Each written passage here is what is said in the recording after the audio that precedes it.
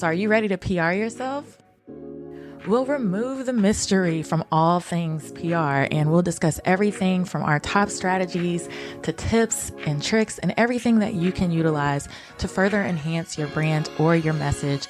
I've been in media, I'm a journalist, and I'm also a publicist. I am Leah Frazier, CEO of Think3 Media, and your host for PR Yourself with Leah Frazier. Let's go. And welcome back to another episode of PR Yourself with Leah Frazier. I am your host, Leah Frazier, and I'm so excited to be back with you. It is that time of year, okay? It is the time of year where we start evaluating goals. We start looking at our businesses. What can we do better? What can we shift? Should I pivot? What are all the things that I did right? What are all the things that were shot to hell? All those things, right? And so I love this time of year because it's a time to get with the experts and figure out, like, where should we be headed in 2024? I don't want to wait till January 1 to figure out what is trending in my industry. I need to get started on that now. So I am super duper excited. Over the next couple of episodes, you're going to want to save these down. You're going to want to have your paper, your pen, all the things that you're used to doing when you listen to this podcast. But I am going to try to bring on the experts to get you ready in some of those PR pillars, as I would like to call them, to tell you what's new, what's next, and what's hot. So on this episode in particular, we're tackling social media. We hate to love it, and we love to hate it. It's like you can't win with the damn thing, all right? So I have an expert coming on. It is a fabulous, fabulous conversation. Like, I'm not even kidding you, with Karlyn Ankrom of Oh Snap Social. Like, honestly, I just felt like I was talking to one of my friends, where it was like, okay, after we get off this Zoom, let's go have a drink. But she is absolutely amazing. And there was things that she was saying where I even wanted to like press pause and write it down. And there was things that she was hinting towards that were going to be big in 2024, where I was like, oh, I'm already on that path. So it really encouraged me to beef some things up and to push myself even further, and I'm in this lane.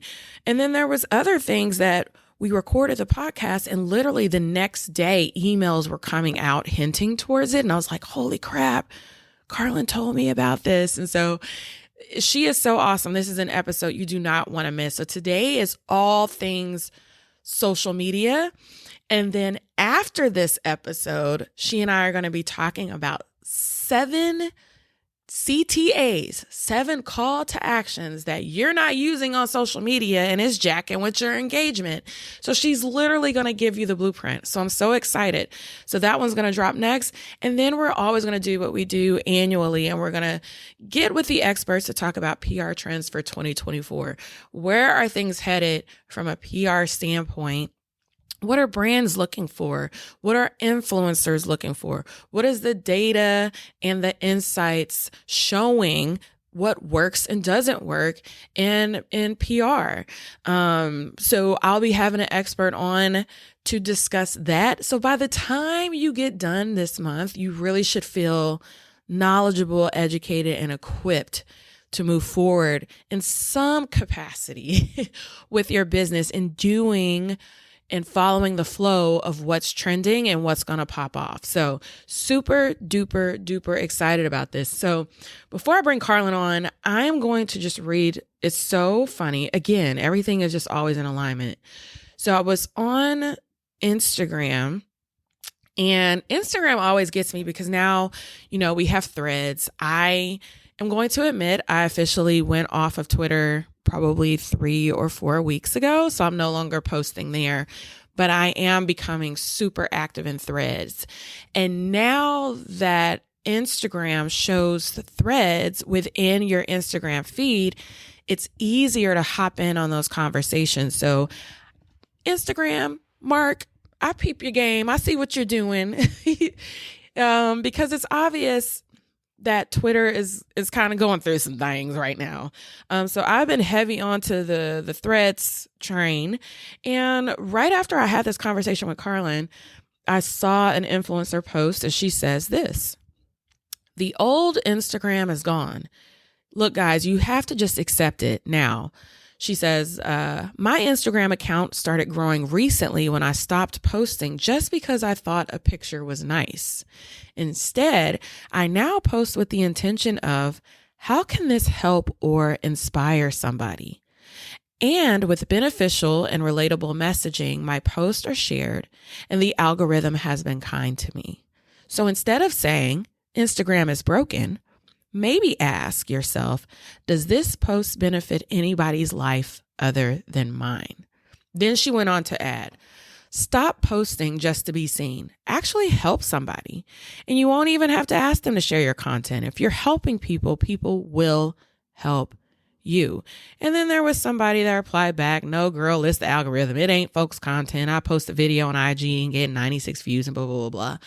But she has a point, all right? I'm not the expert, so maybe we'll do a follow-up with Karlyn. But when you post for value and you post with value, you will notice that people will comment or share or engage with your content. One of the things we're going to talk about this episode is that word authentic. So when you're posting authentically as well, and it's not necessarily always so robotic, right? Or this is a part of my strategy, because people can read that energy. But if you're really doing it from a genuine space, trying to help folks, I know recently, if any of you guys follow me, it has absolutely nothing to do with PR or my wellness business. But I've been posting a lot about travel. I surprised myself this year. I went on 6 international trips and I can't even count the number of domestic trips that I went on. But I just really woke up one day after I turned 40 and was like, screw it, I'm going to do it. I'm going to go anywhere I want in the world. I don't know where the money is going to come from. And it came. And I do understand that there's a privilege that comes with that. And specifically when I traveled to South Africa, I got really emotional because I realized that there are people who come from communities where I grew up or come from communities like mine, or who look like me that will never in their lifetime get to go to Africa or get to go to somewhere within the continent of where they came from. And so I took that very seriously. And when I really, really sat down and thought about it, I'm like, look, maybe this is a new pillar for me, but I want to show people the world.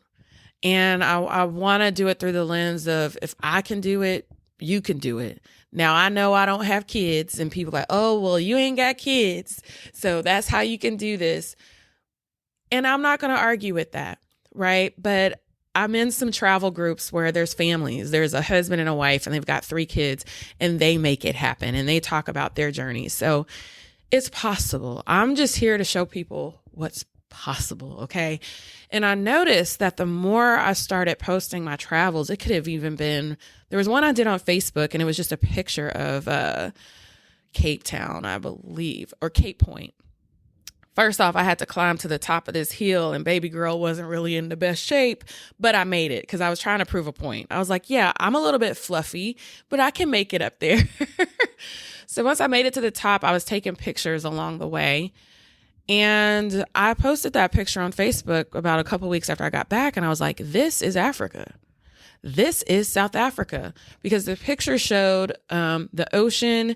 It showed hills. It showed beautiful greenery, beautiful flowers. And it's not the images that we're used to seeing from that continent. And I don't think that, again, people from my community, being African American, we have a very limited view of what Africa looks like. And so when I posted that picture, man, the amount of likes, comments, shares, people that said, I've got to go now.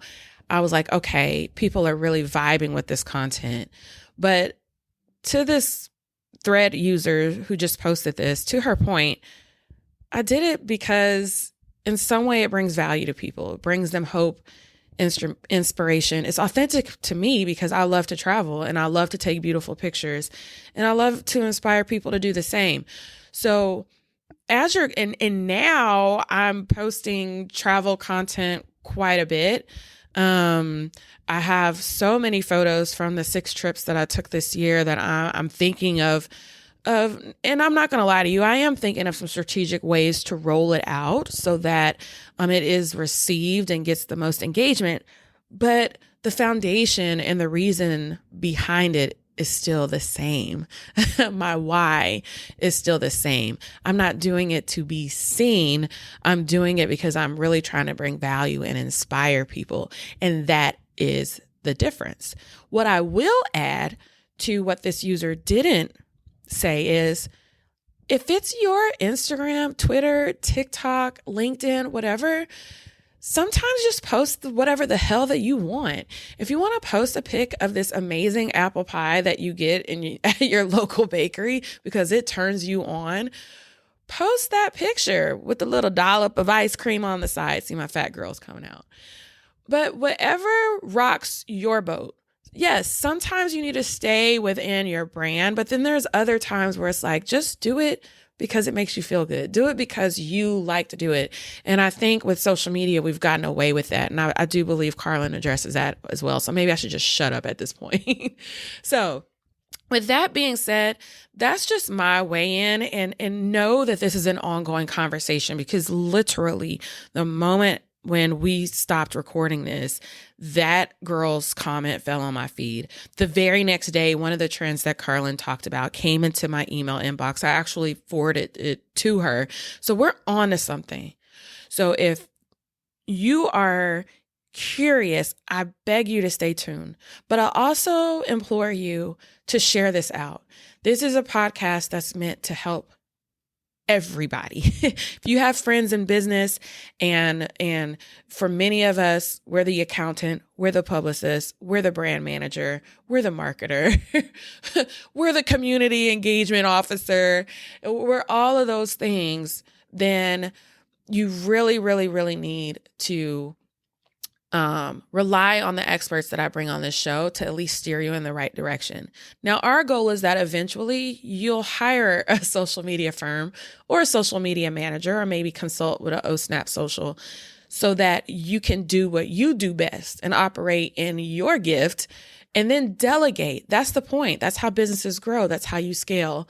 But until then, definitely keep it locked in here with the trends and share if you find anything valuable.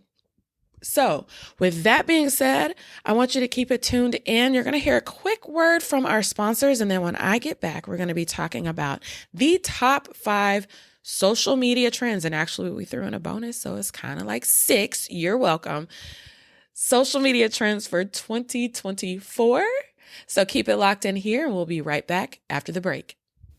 This episode is brought to you by Kitcaster.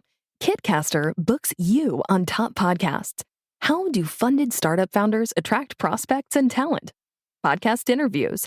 How do entrepreneurs with exits find new deals? Podcast interviews. How do C-suite execs differentiate in crowded markets? Podcast interviews. Kitcaster books you on top podcasts. Click the link in the show notes for a special offer. Celebrate good conversation.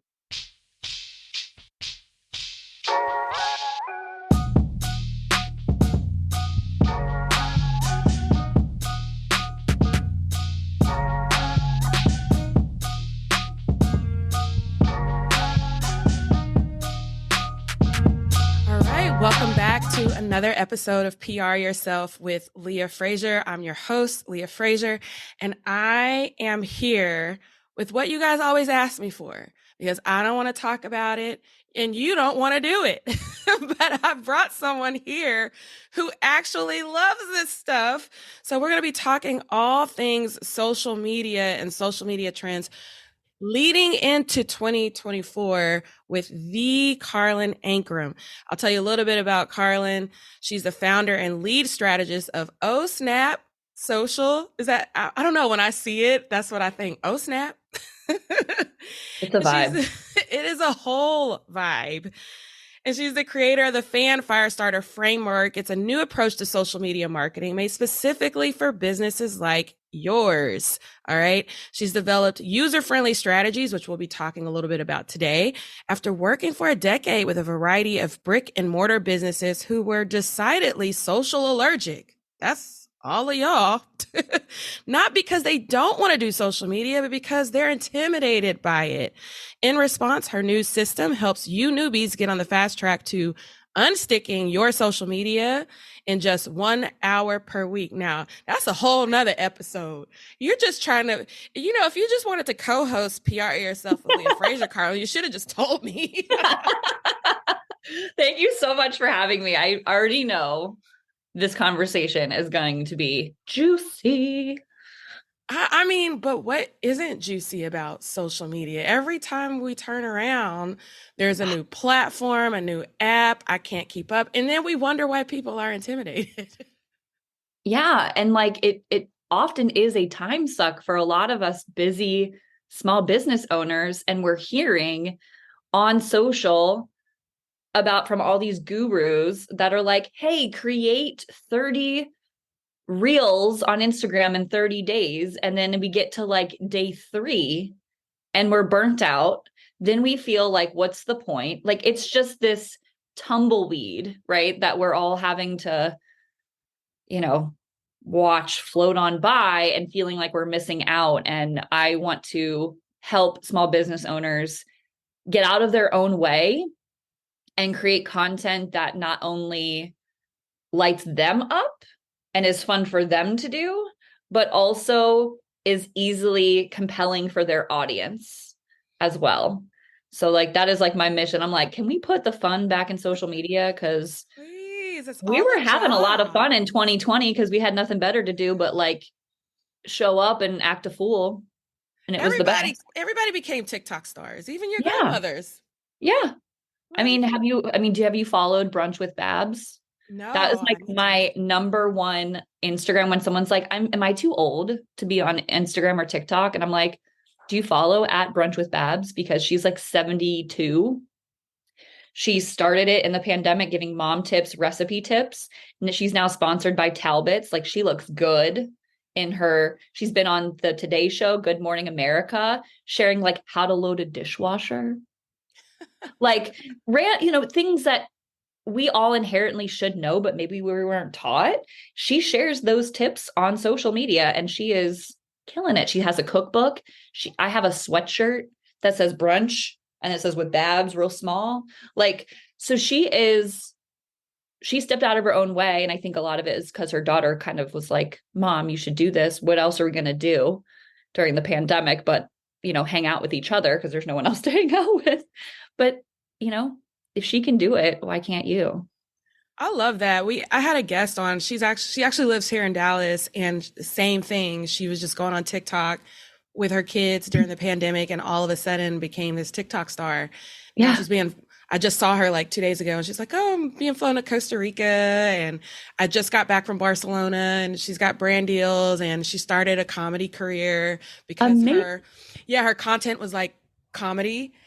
And she was just so shocked because she's like, I literally was just in my house with my kids, poking fun at them and just publicizing the silly jokes, that we would do as a family. And it took off. Yeah. I mean, and I think that's something that we all forget, even as small business owners, is people are going on to platforms like Instagram, like TikTok to be entertained.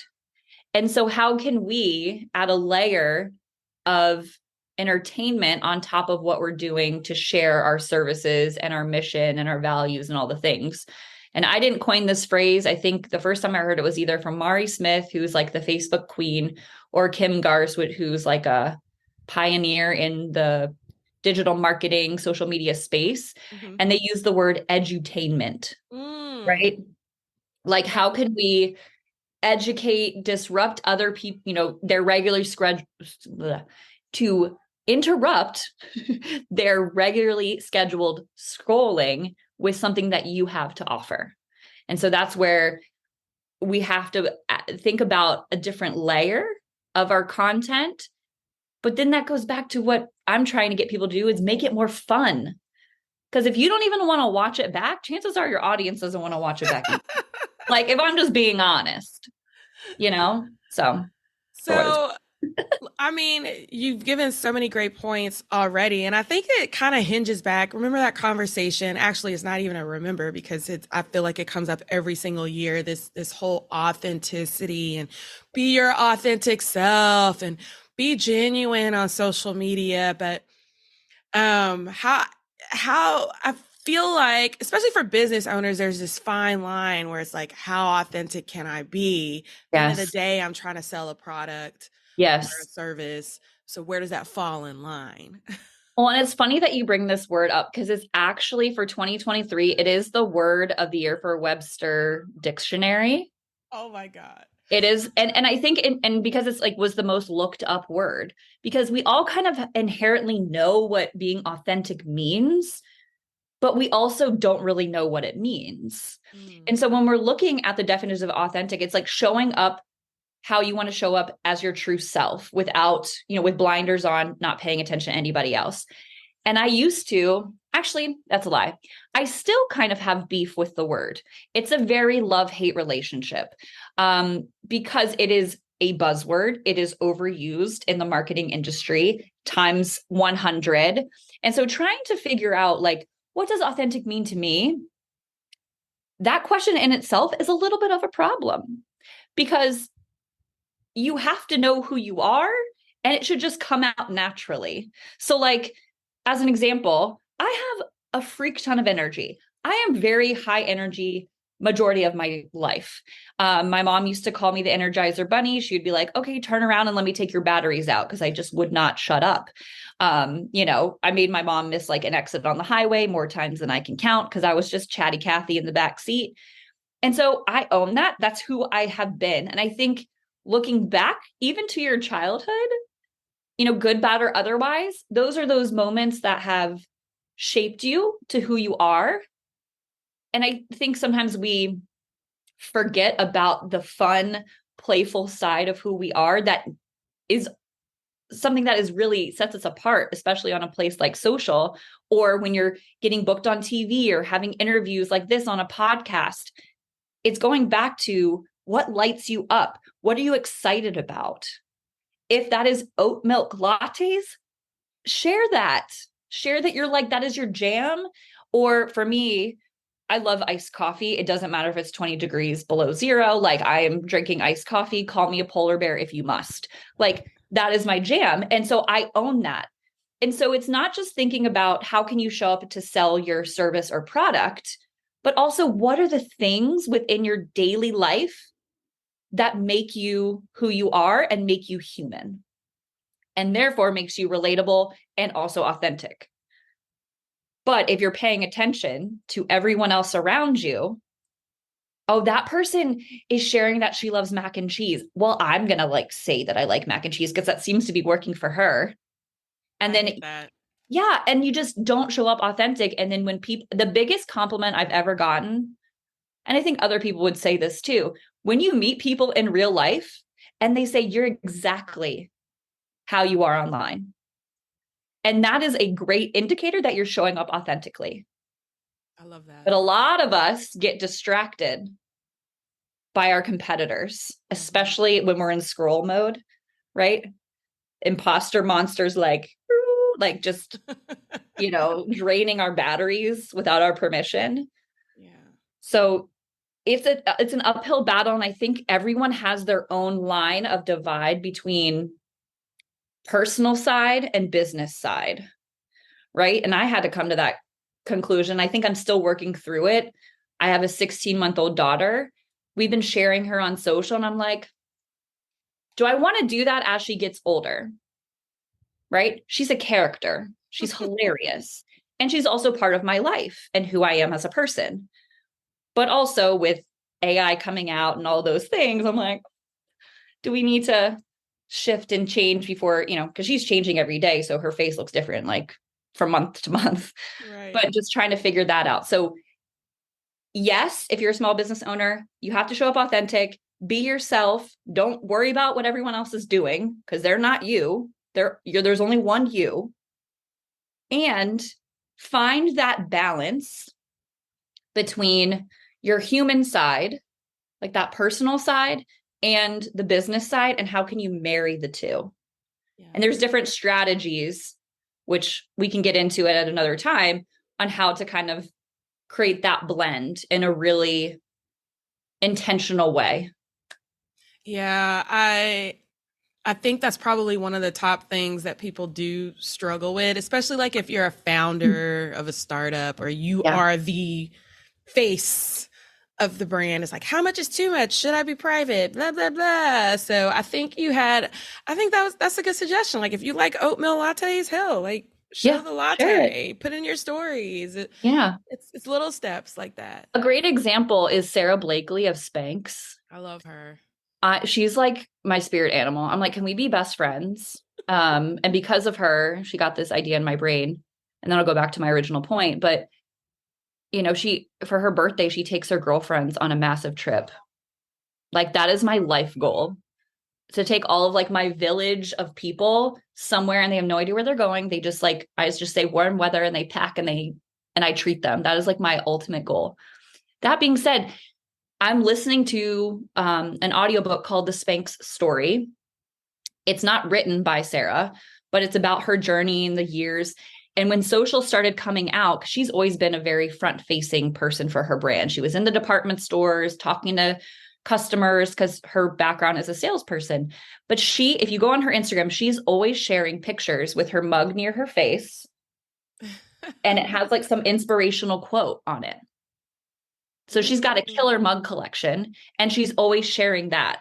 And people expect that from her. And that's how she shows up authentically. Oh, I love that. And that's like episodic content that's easy for her to create because she's always drinking. I actually had iced coffee in this morning because I ran out of my bigger mugs. But like she has that, and that is her. Yeah.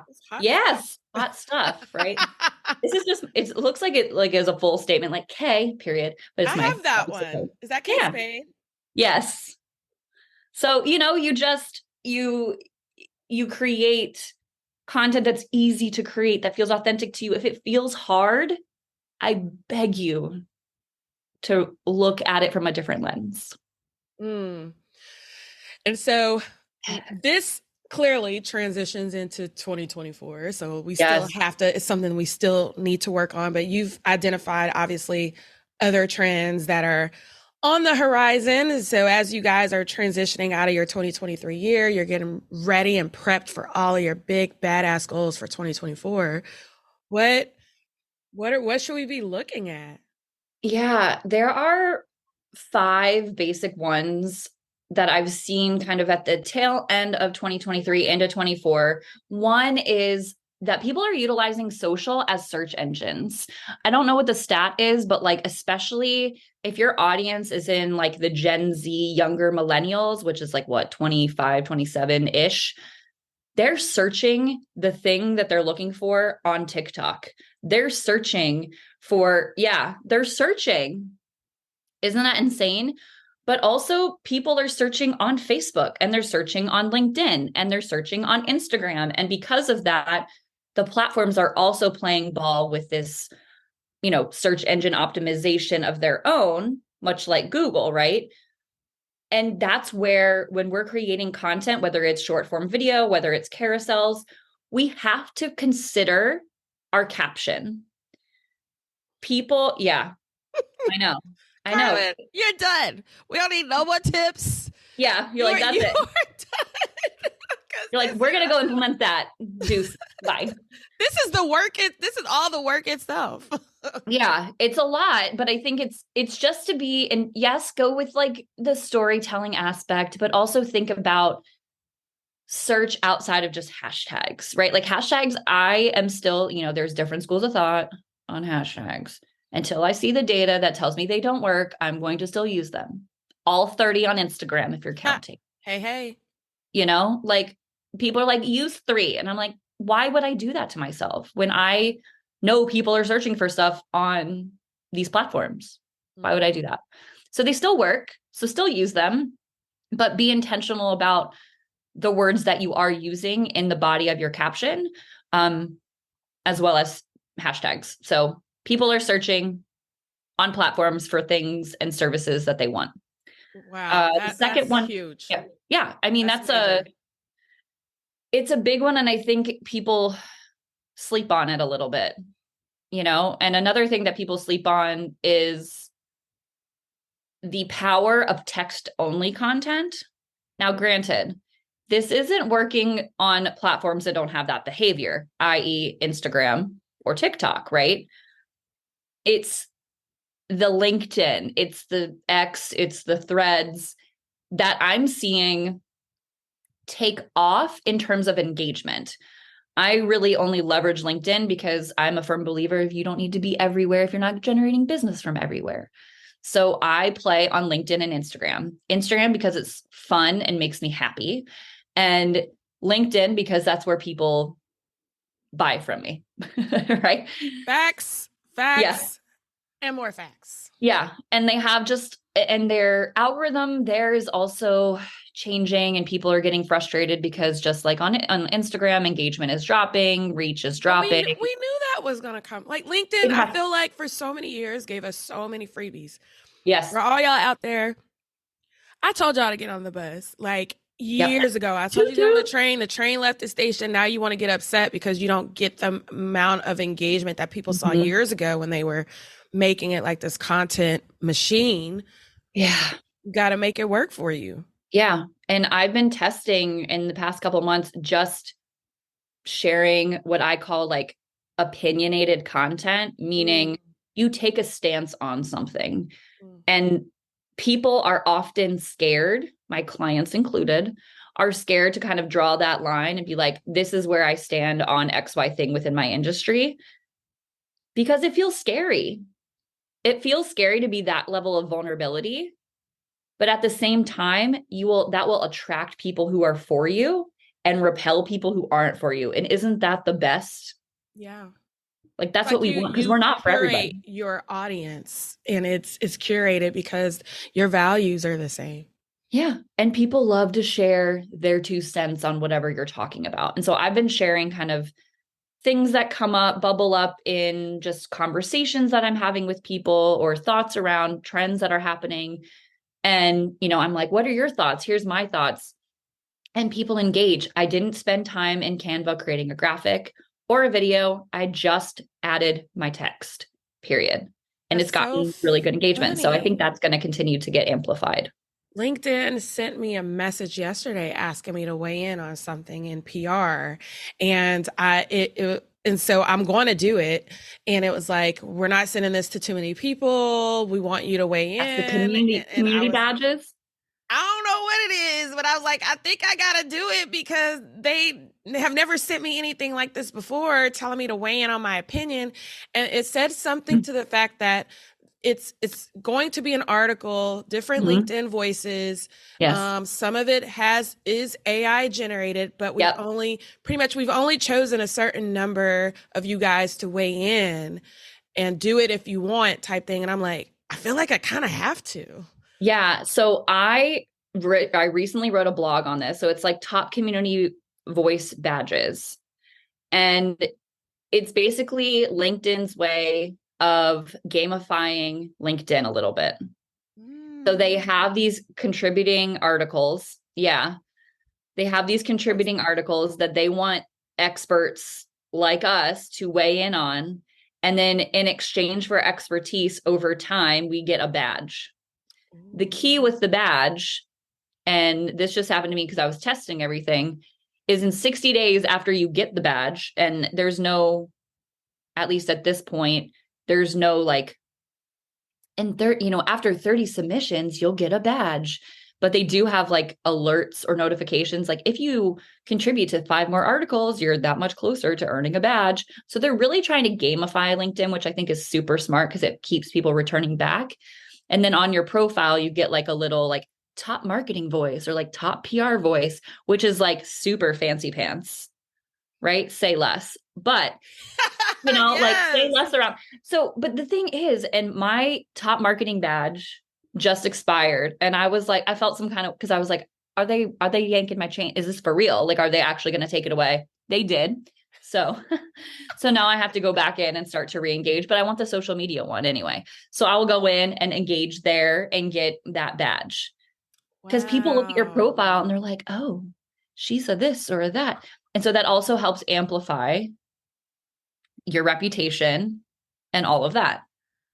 It's genius, but also it's kind of scary because you're like, are you going to take my expertise and knowledge and then just like AI it up and AI it. Yeah. I'm gonna answer it today. I saw it and I was very intrigued and I was like, let me figure it's out what I really want to cool. say. Yeah. I'm gonna do that. Yeah. And then people like upvote your your intel there. It's Yes. so smart. Whew. And something that I've been telling some of my clients who are like very much in that they're PhDs, MDs, authors who have that thought leadership. I'm like, you need to be hopping on this because that'll just continue to That amplify is what you're so doing. smart. So Yeah. smart. I'm gonna add that to my PR recommendations. So Yeah. thank you. You're welcome. You're welcome. I have a whole blog on it. So if you're like, I don't feel like I need to research it, just go to my blog. I did all the research for you. So you don't have Yeah, to. I'll definitely send me the link to the blog and I'll Yeah. also put it in the show notes too. Sounds That's good. awesome. Did you know that podcasts are a great way to grow your personal and business brand voice? Listen, here's a secret. We all want to feel connected to brands we buy from. So what better way to humanize a brand than through sharing your story on a podcast? Think about it now. You in bright lights and on PR Yourself with Leah Frazier. Hey, it can happen. Listen, Kitcaster is a podcast booking agency. They're one of the friends of the show that specializes in developing real human connections through podcast appearances. So if you're an expert in your field, you have a unique story to share, or you have an interesting point of view, it is time for you to explore the world of podcasting with Kitcaster. You can expect a completely customized concierge service from their staff of communication experts. Kitcaster is your secret weapon in podcasting for business. Listen, your audience is waiting to hear from you. Don't make them wait too much longer. So what you're going to do, you're going to head to kitcaster.com. That is kitcaster.com/PR yourself to apply for a special offer for friends of this podcast. And listen, don't delay. Get with it today. A lot of your amazing guests that you guys love so much on this podcast came from Kitcaster. Don't delay. Next time it needs to be you. All right. So what else we got? Other things, video is not going to go anywhere. So let's just get over ourselves now and show up on video as us. Because until AI gets even scarier, I cannot, as a social media manager, agency owner, I cannot be you on video yet.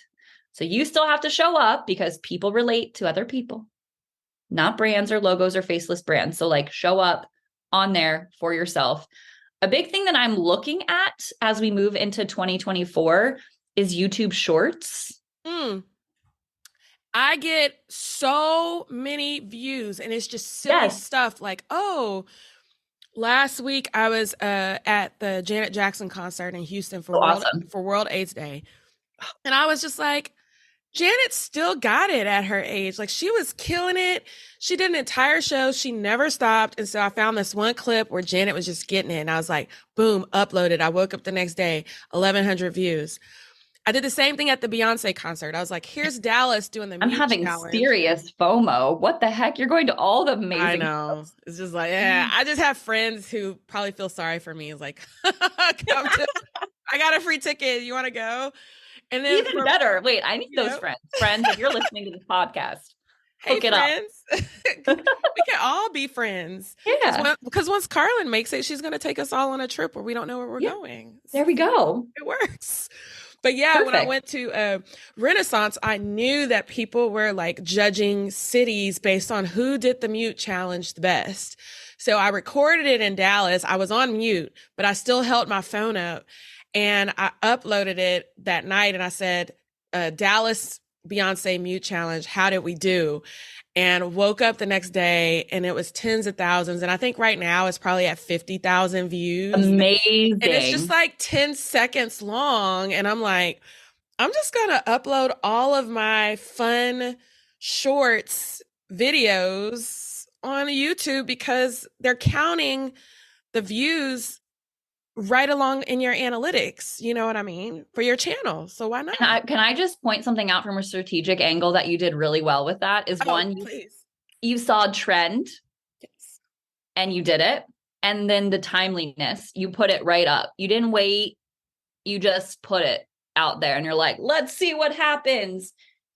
And that is a major move because a lot of people will be like, is this great? Is this edit okay? Like, did we do okay? Like, people just overanalyze no matter the content. And I think we're even more cruel to ourselves if we turn the camera on to us. So Yeah. I love that those two things, you're like, I'm going to upload it tonight. I'm going to find that trend is happening. And you had the foresight to do it live when you were there. And I think a lot of people struggle with that too, is I always say like content, everything is content in the right context. Mm-hmm. Like Yeah. you could film anything, just give me the content and I'll create. And I think this goes back to like my journalism roots a little bit. You know, when you get something and you're like, how do I make this make sense? Or how do I get people to care about this thing? Yeah. Right. And you kind of add that little bit of a spin to it, depending on what it is. So I'm really good at that. And so that's a great tactic for people. Just start filming things. You'll figure it I'm out later. excited. You say YouTube Shorts. So it's like, Yes. I'm already doing But now something how with do it. you add it? How do you add a layer of your business to that? That part. That part. That'll, to your point, and that's why you're the expert. That's why y'all just go to Karlyn. Don't call me. You call me when you're putting it out there and you've got a consistent strategy. But that will be tough to, if especially if you're a thought leader or whatever, and you've got to take your topic and minimize it to this short. However, I see more of that when I'm scrolling YouTube. Like there's a bar, and it's a bar of stuff they're feeding to me based off of what I watched. And folks are hopping on that trend like big time. Yeah. And we were just talking, I was just talking about this with my ops person just a couple days ago. And she's like, I think like YouTube is, the shorts is starting to get adopted because the reach is so vast right now. And just like anything, it could all change tomorrow. So like, let's just jump in and give it a try. And so do you have to be an early adopter of every social platform? No, because that's exhausting. But do what you can and research and what feels in alignment with you and what feels easier. I think that is a big thing because that's the only way you're going to be consistent with whatever platform you're putting content out, is if it feels easier. And I will say the shorts, it doesn't take long at all. Like I come up with like, what do I want my caption to say? What hashtags do I want to use? Do I want to put any text on top of the video? Boom, upload, boom, I'm done. And like I said, I'll wake up the next day and it's like, you have these many new subscribers and this video has 1,200 views. And I'm like, it's Janet Jackson.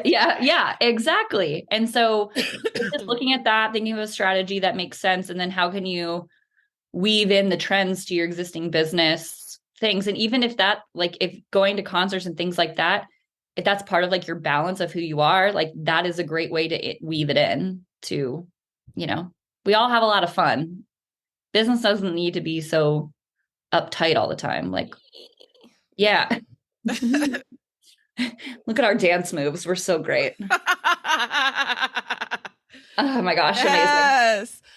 Amazing. Okay. So we have a couple more. So I'm so sorry. I'm excited about all of them. Yeah. Like, I'm excited. So what else can you get me excited about? Okay. So one thing that we've seen sort of come out a little bit within the 2023, but it's going to start getting even more narrow in 2024 is the impact of like niche communities, because social media where it sits right now is very noisy. There's a lot of things that are not maybe relevant to who you are and what you're looking for. So I think beyond the adoption or the continued adoption of Facebook groups, we're going to see places like Discord and, you know, things that were originally meant for like gamers and things like really be hyper targeted for small businesses to run masterminds or to run just having those conversations. Same with Reddit, like it feels narrow. right? It's around specific topics. So very much thinking about what is your niche of choice. For me, this is the hardest trend for me to want to adopt, because I don't really pigeonhole myself and being like, I only do LinkedIn or I only do Instagram. I do all the things because I can do all the things and I like to do all the things. And I'm not a one size fits all solution for people, because I do a full audit to make sure, like, does this make sense of where your audience is? Does this strategy make sense to align you with your goals? And if, I'm not going to be like, hey, you got to go to TikTok. No, because that's maybe not where your audience is. Right. So really thinking about your audience first and where they're hanging out has always been a priority. But now the internet is working to make things smaller, to make them more community. And I think we first saw a glimpse of this during the 2020, when we were all like craving human connection. And we all like hopped onto Clubhouse to figure out what that was about. That was me. I was on all the stages. I thought it was so fun because like I was in a room where Michelle Williams of Destiny's Child was on the stage talking about her book. And then I was in another room where Barbara Corcoran, like the real estate mogul, was on the stage. Those tickets, if I had to buy them for a conference, would have been thousands of dollars. So who was it? Grant Cardone.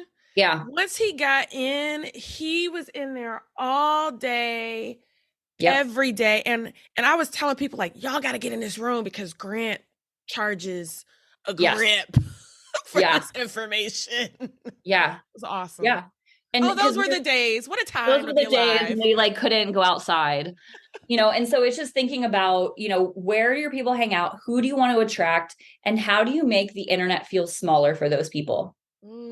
That's good. So adopting things like Discord or jumping onto Reddit and leaving kind of relevant commentary, and picking like topics and running full, monthly campaigns on LinkedIn or on social, if that strategy fits with you. How can you make the internet feel smaller for people? And I will say, you guys, we have one more tip left, but this is just a plug for y'all we're doing part 1 and part 2. So part 2 is call to actions. And what Karlyn is going to tell you in the very next podcast episode after this one, so you're going to want to stay locked in, is transferring your audience off of one platform to the other. We're not going to tell you today because we want you to tune into the next episode, but I think that's going to lead into, if you start a community on a Discord, how do I get them from this YouTube video or from Instagram to now join my community? So thank you for just that easy, alley-oop. And I just slam dunked that for you. So what's our last Teamwork. The last one is social media managers will continue to become best friends with AI, so you don't have to. What I love about AI, at first I was like kind of bummed out, honestly, of the wide adoption that AI has had in 2023. It's only going to continue to get wider in 2024. But I was like, oh man, like everyone's going to, start writing their content on ChatGPT and like, how do I fit into this? And I think my copywriter who's on my team said it best. And she was like, ChatGPT says everything and nothing at the same time. And I want you to kind of like hear that, because you still need to add your thumbprint, right? Like your personality. It doesn't matter how good your AI brief prompt is that you insert in that for either yourself or your clients or your brand. You still need to look at it. You need to make sure it sounds like you regardless. And you need to check for accuracy still. The biggest thing that I've seen myself, my team, and other social media experts use ChatGPT specifically for is for 3 things. One is inspiration, because nothing is intimidating more than seeing that cursor blink on a screen and you're like, what do I write for this engineering company? I'm not an engineer. Like, where do I start? It gets inspiration. It also is great for speed. I've used it to generate relevant national days. if that's part of my client's strategy. I don't have to go to 5 different resources. I can ask chat, it'll run it through. And then the last thing is repurposing. If I already have, let's just say, a blog and I'm in my Google Analytics and it is crushing organic traffic, like it's getting a lot of traction, how can I take that blog, copy, paste it into chat, and ask chat to repurpose it into 5 different threads or 5 different tweets?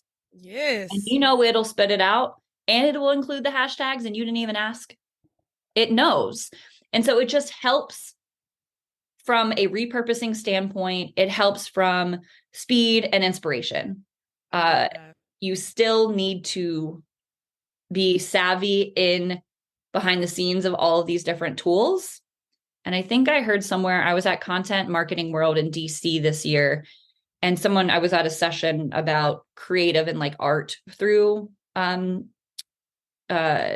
AI, blew my mind.